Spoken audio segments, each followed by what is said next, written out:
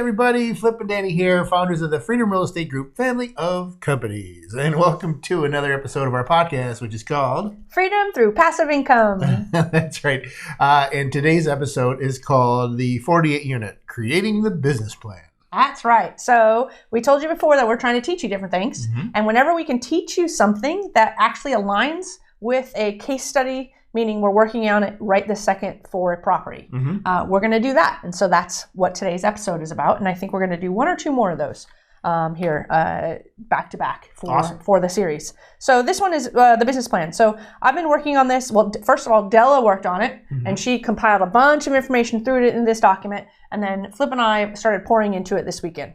And so I printed it out and Flip's got the other side of it that he's going to talk about in a second as well. But for the business plan, this is just a draft, but some of the things that we put in there are like the underwriting projections, right? Because we want to be able to say, this is what we said we were going to do. And then when it's all done, how did we do? And ultimately hold ourselves accountable and see how good we did or how bad we did.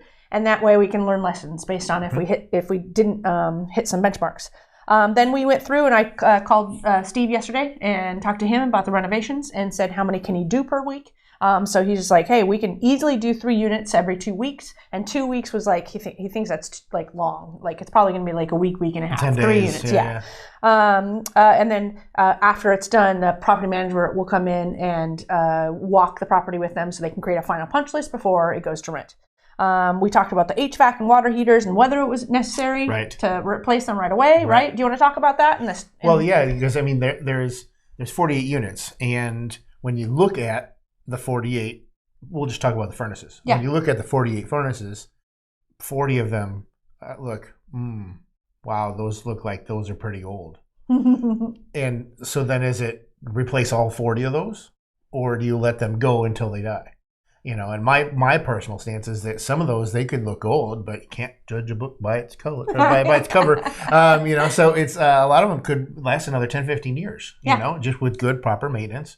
You know, so it's why waste $4,000 or $5,000 or whatever it costs to get our team in there to replace a complete furnace and throw that one away when it still had 10 years on it that we didn't know about. Yes. So therefore, we're not trying to replace everything right away. Yes. Yeah. And there's 2 schools of thought, right? Because we were talking to our underwriter and we started evaluating both ideas. Do we just replace them all so that way we don't have maintenance calls or anything like that? Right. Or like you said, do we just go ahead and wait and let them hang on? Right. And so we asked Steve, hey, on our 56 unit, how many times do you actually go out there and fix it? He goes, oh, not very much at all. We're like, ding, ding, ding, ding, found our answer. So that was really good. Okay, so then after that top section, we've got a layout of units, the units that are vacant right now, the units that are being evicted right now. The property management team would actually be filling a lot of these and solving a lot of the problems, but we've actually asked them and gained permission from the seller to leave them alone. Yeah. We want as many vacant units as possible when we close. That means we can go in and remodel all of them, as opposed to putting somebody in there now at a significantly lower rent, because it's like 200 significantly plus lower between what they're at now and what we're going to be renting them for. But they would be throwing people in significantly lower, and we'd have to wait for a year to be able to renovate and actually get the rents up. So strategically, we said, hey, Mr. Seller, would you mind if we just go ahead and keep those, units vacant, so that way we can just swing in? He said yes. So we told property management, do not rent them. So we've got a list of all those, and we're, using some strategy behind how we actually renovate them. So we have a section for vacants. We have a second section for units under eviction. We have a section of occupied units that when we toured the property, we had a tenant rating scale. So we would walk in and 1 to 10. 10 meant keep this tenant. 1 meant get rid of this tenant as fast as possible. And so we took that rating scale and said, here's the occupied units that we said, if they're like 1 to 4, I would even go up to 6, but we're being strategic at the moment. 1 to 4, we're going to go ahead and move them out. So they're on that next list. And then there's a following list of we'll further strategize as we get there. So do you want to talk about this sheet here on how if Bulldog is going to be able to do 3 units every 2 weeks, we're just going to assume there's an average of 4 weeks in every single month. So we put 6, 6, 6 in all of these months, and then you can talk about this column and how they play together in terms of renovation versus leasing. Yeah, so she basically went through, and we went through together yesterday to figure out when people are which ones are vacant, which ones are going through eviction, Yes. And all the other ones, and which ones are their leases coming up. Yes. And so then these 6 will be done in May, and then in June, because by the time May, because there's 4 weeks in May. Yep. Actually,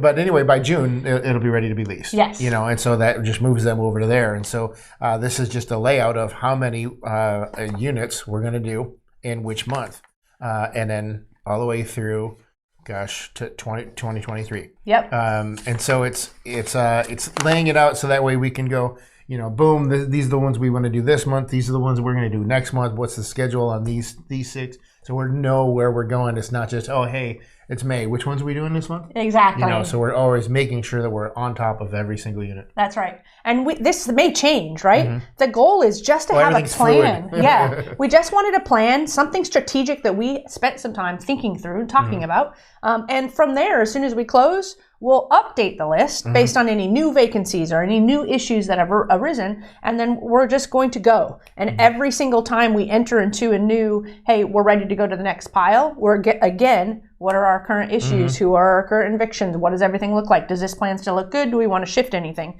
And it's all going to be, like you said, it's going to be fluid. It's a live document, but at least we put the thought in beforehand. That's really what the business plan is about, is that you took time to be strategic about your plan in order to renovate, increase rents, do all the forced appreciation items that you want to do in order to bring the income up and bring the expenses down. Right. So I don't know. I'm going to fly through this just to see if we're running out of time. So I'm going to see if there's anything else that I just want to point out while we're talking about this.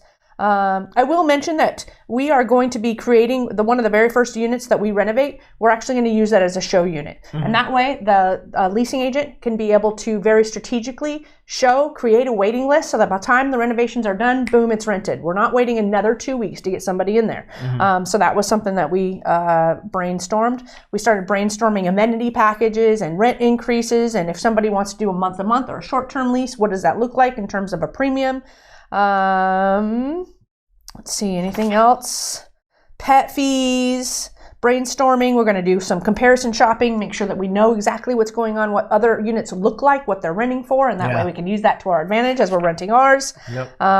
These are insurance quotes, things like that. So it's a lot of work to go into something like this, but being prepared is incredibly important when you're dealing with, multiple units. This is only 48. Imagine doing all this on a 384 unit in Daytona Beach, Florida. Yeah, exactly. All right. I think that summarizes everything pretty good. Do we think we missed anything? No, I don't think so at all. It goes back to the line: fail to prepare, prepare to fail. Yep. Prepare to fail, fail to prepare. Whichever way you want to say it, you can say it either way you want. Doesn't matter. It works. Yep. So this is great. I'm super excited. Awesome. Cool. Well, we like to keep these as short and sweet as possible. We tried, sort of. Today. But make sure if you're watching on YouTube, make sure you subscribe. Make sure you're giving us great reviews out there. Let us know how we're doing. Make sure you're heading down to our website, freedomcapitalinvestments.com, to join our investor club. And make sure you're stopping by the groups on social media. Let the gang know that you're out there, and let them know if you have any questions. But we always like to end all of these episodes with invest smart. Live happy. Bye everybody.